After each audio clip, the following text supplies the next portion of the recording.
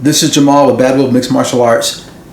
This week technique, we're looking at our guillotine choke defense. So you should spend 1 day per week going over your defenses to submissions, like the guillotine, the triangle, armbar, rear naked choke. So the most common attacks that you will typically see, one practice should be completely dedicated to negating those techniques. That way you're always calm. Most people get submitted because they kind of panic or they hesitate. And once that hesitation occurs, that puts them way behind in the OODA loop, and then they get submitted. So dedicate 1 day per week to your defense, and that's going to improve your jiu-jitsu many times over. All right, let's take a look at our technique.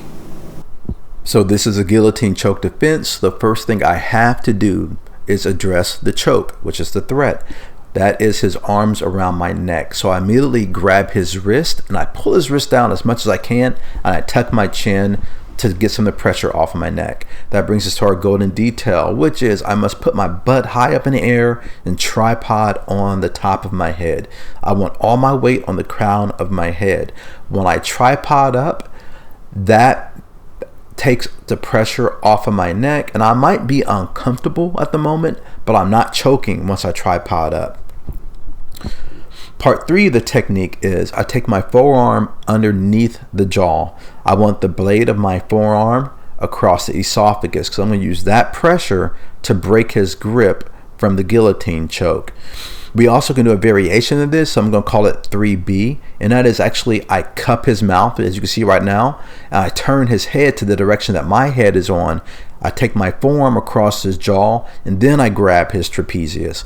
That puts a lot of pressure on the neck, and it makes you feel like your neck is breaking, and you do not want to hold on to the guillotine once people turn your head that direction. The last part is actually I just pull his grip down, and then I posture up after his grip is broken. So you can see his face. As soon as I turn his head, he's got that horrible look of anguish on his face, like his neck is breaking. It's probably the same look I had on my face when I was getting married. So that is probably a stronger variation. Follow us on Instagram. Follow us also on YouTube. Subscribe, and let's get you up to the elite level as soon as possible.